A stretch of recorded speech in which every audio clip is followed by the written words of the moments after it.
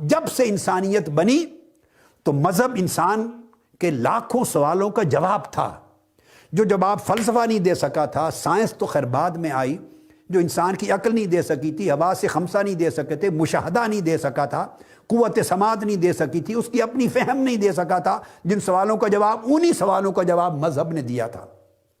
وحی نے دیا تھا، نبی اور پیغمبر رسول کی صورت میں دیا تھا، اور انسانیت اجتماعی طور پر معاشرے میں ہزاروں لاکھوں سالوں سے اسے تسلیم کرتی چلی آئی ہے۔ بھائی جس طرح اے بی سی کو تسلیم کرتے ہو، جس طرح الف بے جیم دال کو تسلیم کرتے ہو، جس طرح ہی شی اس اور وی کو تسلیم کرتے ہو، جس طرح اپنی زبان اظہار ما فی الضمیر کو تسلیم کرتے ہو، جس طرح ساری زبان کے کلچر کو،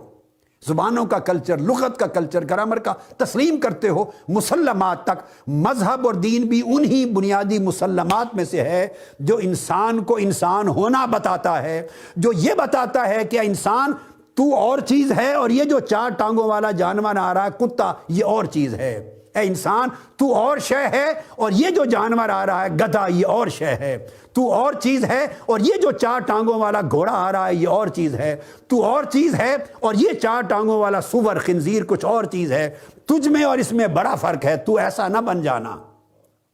یہ بات اب کوئی چیز اسے بتانے والا نہیں تھا، یہ مذہب نے بتائی۔ وہ کام نہ کرنا جو یہ کرتا ہے، وہ کچھ نہ کھانا جو یہ کھاتا ہے، وہ کچھ نہ کرنا جو یہ کرتا ہے، لہذا تجھ میں اور ان میں فرق ہے،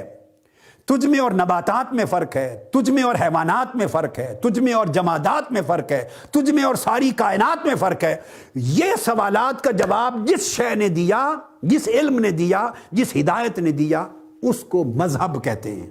وہ دین و مذہب ہے، وہ وحی الہی ہے۔ سو انسانوں نے اسے قبول کیا،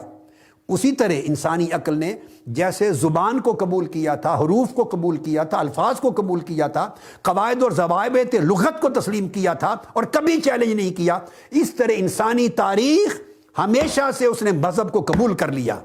کہ کوئی خالق ہے، کسی کے پاس جا کے جواب دینا ہے، جس نے ہمیں انسان کا انسان ہونا ہمیں بتایا ہے، ورنہ ہم میں اور باقی جانوروں میں کیا فرق تھا، جس نے ہمیں وہ شعور دیا ہے کہ کیا کرنا ہے کیا نہیں کرنا۔ یہ وہ مذہب تھا جس کو انسانیت نے تسلیم کیا، اور جس خواہ وہ ارسطو ہوا، خواہ وہ افلاطون ہوا، خواہ وہ سقراط ہوا، خواہ وہ بقراط ہوا، قدیم زمانے کے فلاسفر تھے یا بعد کے فلاسفر، جس کی کتاب اٹھائیں کسی کے ہاں خدا کا انکار نہیں ہے۔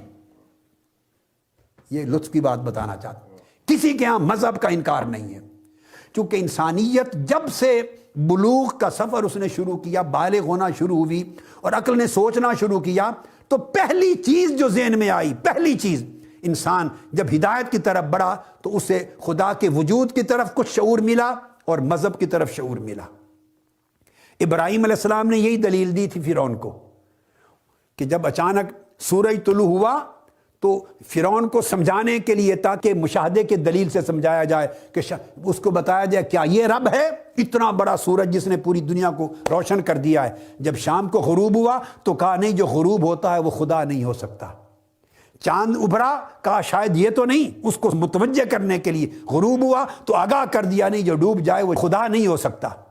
مطلب ہے خدا کا طلوع اور غروب نہیں ہوتا۔ تو انسانی عقل نے اپنی فہم کے افق پہ جب سے سوچنا شروع کیا تو قبول کیا، اور مذہب نے جن سوالات کا جواب دیا وہ جوابات کسی اور علم میں نہیں تھے، لہذا تاریخ انسانی پوری کی پوری مذہب کو تسلیم کرتی چلی آئی بنیادی مسلمات کے طور پر،